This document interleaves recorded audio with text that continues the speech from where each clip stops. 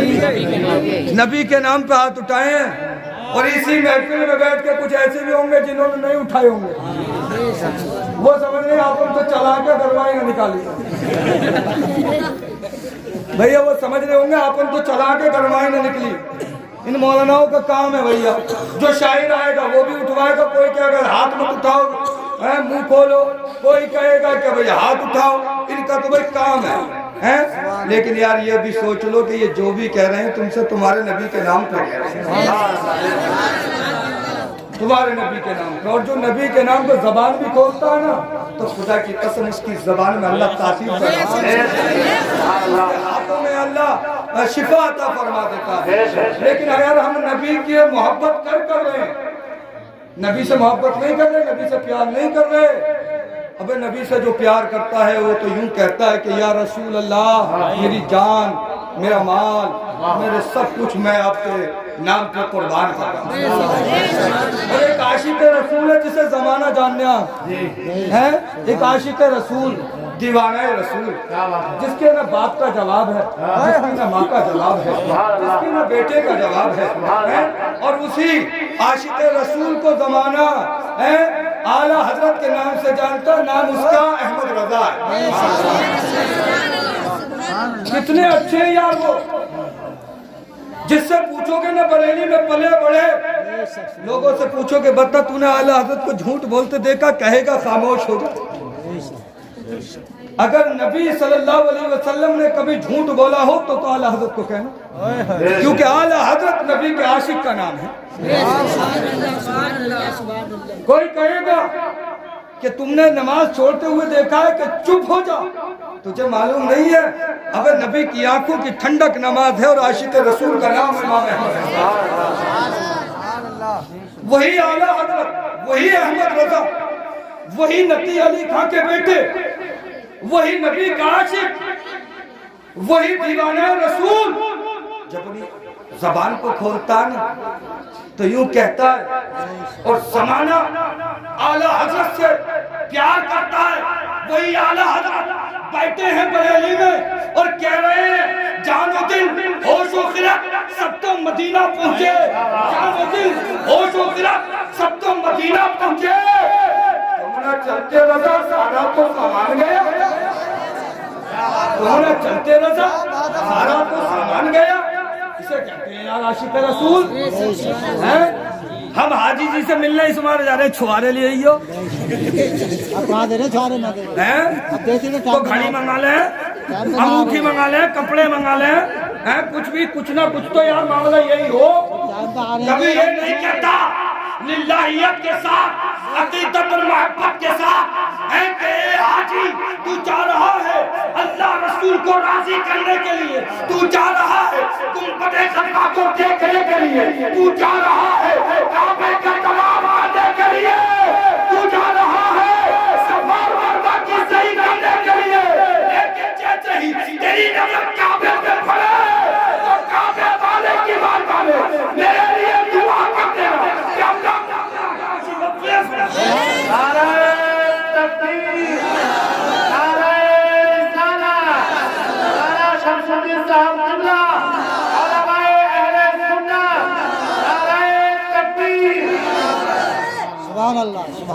तमन्ना ये होनी चाहिए कि अल्लाह मग़फ़िरत फरमा दे।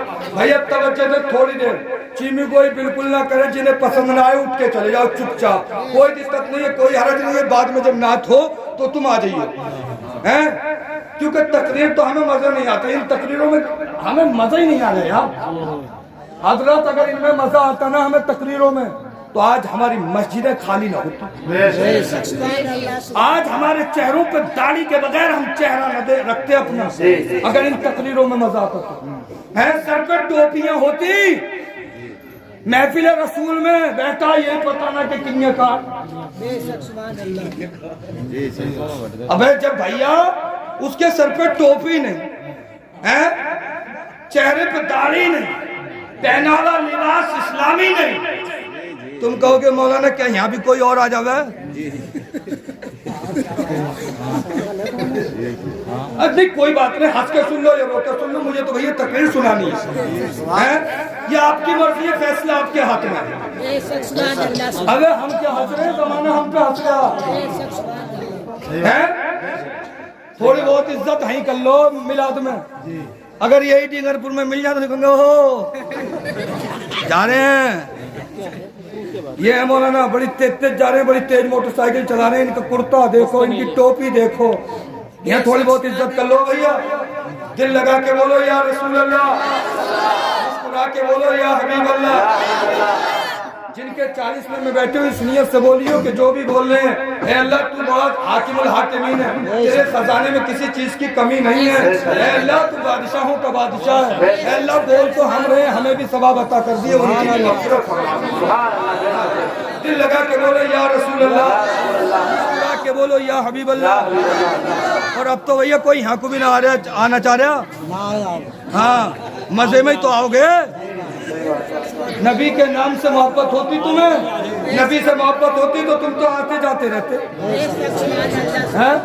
یہ مت سمجھیو کہ میں انعام کے مارے کر رہا ہوں. ابے تم مجھے آج کیا دے دو گے, 1000 روپے دے کے چلے جاؤ, تو کیا میری زندگی کا وقت پورا ہوا؟ لیکن نیت دیکھی جاتی ہے. یہاں نہ صورت دیکھی جاتی ہے, نہ سیرت دیکھی جاتی ہے. یہاں تو یہ سامنے مانگنے والے کی نیت دیکھی جاتی ہے. ہاں آؤ تھوڑی دیر سننے سنانے کا ماحول بنائیں. دل لگا کے بولو یا رسول اللہ, مسکرا کے بولو یا حبیب اللہ. ذرا اور ہاتھوں کو اٹھا کے بولو یا رسول اللہ. ماشاءاللہ ایک عاشق رسول ہے آپ کے ہی برابر کے. بھائی حضرت توجہ دیں. روزانہ دیکھو سوتے بھی ہو, اپنے اپنے کاموں میں رہتے بھی ہو ہیں, اور آج ہم آپ کی بستی میں آئے ہیں تو ہمیں ایسا محسوس ہونا چاہیے کہ آپ باقی عاشق رسول. میں تمہیں برا اس لیے نہیں کہہ رہا کہ تم یہاں سے اٹھو تو بدزن ہو کر اٹھو, اس لیے کہہ رہا ہوں یہاں سے اٹھو تو نبی کے غلام بن کے اٹھو, نبی کے عاشق بن کے اٹھو. آؤ عاشقوں کی تعریف سنتے ہیں. ایک عاشق ہے ہی کے قریب کے مراد آباد کے, جن کو زمانہ کفایت اللہ کے نام سے جانتے ہیں. آج لوگ کہہ رہے ہیں ہم کو حکومت ایسی, بادشاہ ایسا, ہم ایسے, ہم کو ظلم ہو رہا, ہم کو ستم ہو رہا. بتائیے بھئی تم کو کون سی ایسی مار پھر رہی ہے کہ تمہیں نماز پڑھتے ہوئے کو مارا جا رہا؟ جائی نہ رہے. ہاں لیکن تمہارے ہی قریب کے رہنے والے کفایت اللہ مراد آبادی, اللہ اللہ, یہ زمین گواہ ہے, آسمان گواہ ہے, چاند و سورج نے دیکھا, انسانوں نے دیکھا, جناتوں نے دیکھا, چرند و پرند نے دیکھا کہ اس وقت میں حکومت ہے انگریزوں کی, اور یہ عاشق رسول ہے مراد آبادی, رہتا ہے مراد آباد میں, لیکن ترانہ گا رہا ہے مدینے والے کا, نعت پڑھ رہا ہے مدینے والے کی, کتاب پڑھ رہا ہے مدینے والے کی. جب انگریزوں نے دیکھا نا تو دیکھ کے بولے اے کفایت اللہ مراد آبادی, مت پڑھ نعت نبی کی, مت پڑھ نعت اس گنبد خضرا والے کی, مت پڑھ نعت اس مکہ میں پیدا ہونے والے مصطفیٰ کی, مت کر اس کی کتاب کے چرچے, مت کر اس کے نمازوں کے سجدے. نکال کے اپنے دل سے عشق مصطفیٰ, نکال کے اپنے دل سے نبی کی محبت. خدا کی قسم حضرت کفایت اللہ مراد آبادی بولے تو غفلت کی چادر اوڑھے ہوئے ہیں. اس کی جاننے کو کہتا ہے جس کے صدقے میں زمین بنی ہے, جس کے صدقے میں آسمان بنا ہے, جن کے صدقے میں چادر سورج بنے ہیں, جن کے صدقے میں اللہ تبارک و تعالی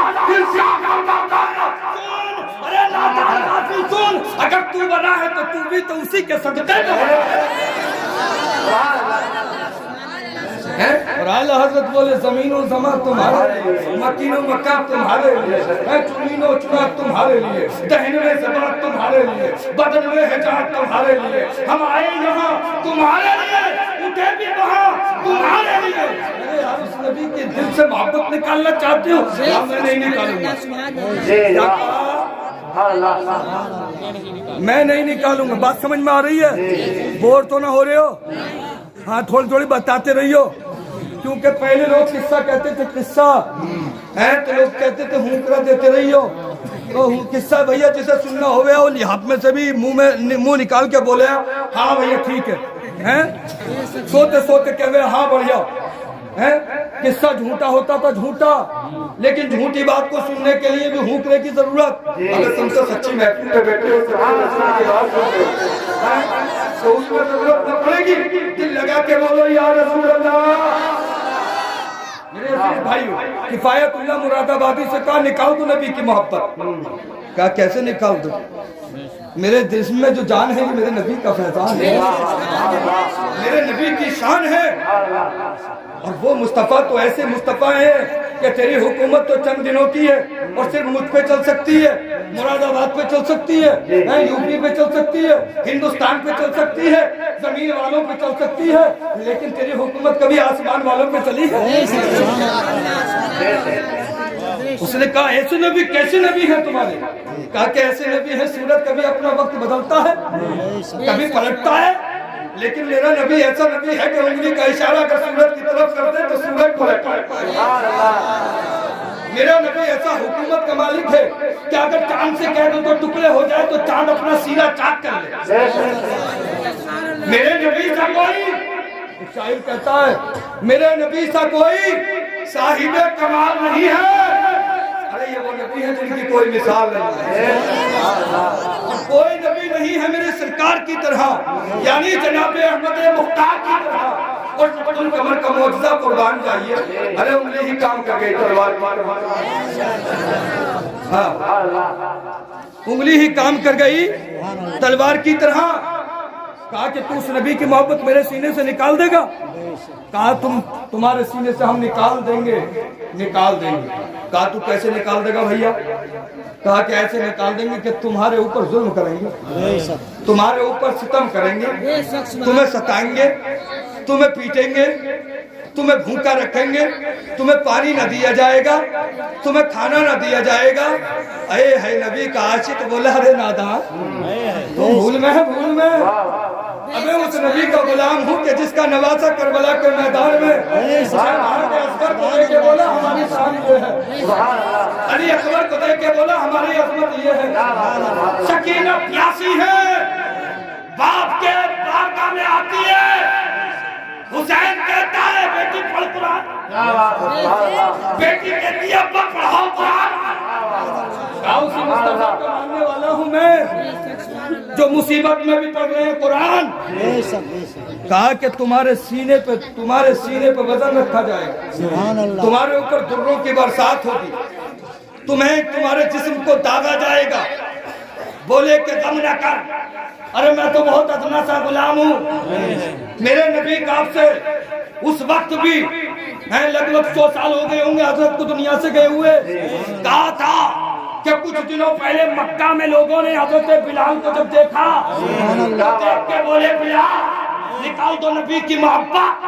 ستایا گیا بلال حبشی کو، تکلیف دی گئی بلال حبشی کو، لیکن کہا بلال نے اے لوگوں تم نے مجھ سے غلامی کرائی ہے، ہمارے کہنے پیار کر لے تو نبی کی چھت پہ چڑھا دیں۔ نبی نے سینے سے لگایا کعبے کی چھت پہ چڑھا دیا بلال کو۔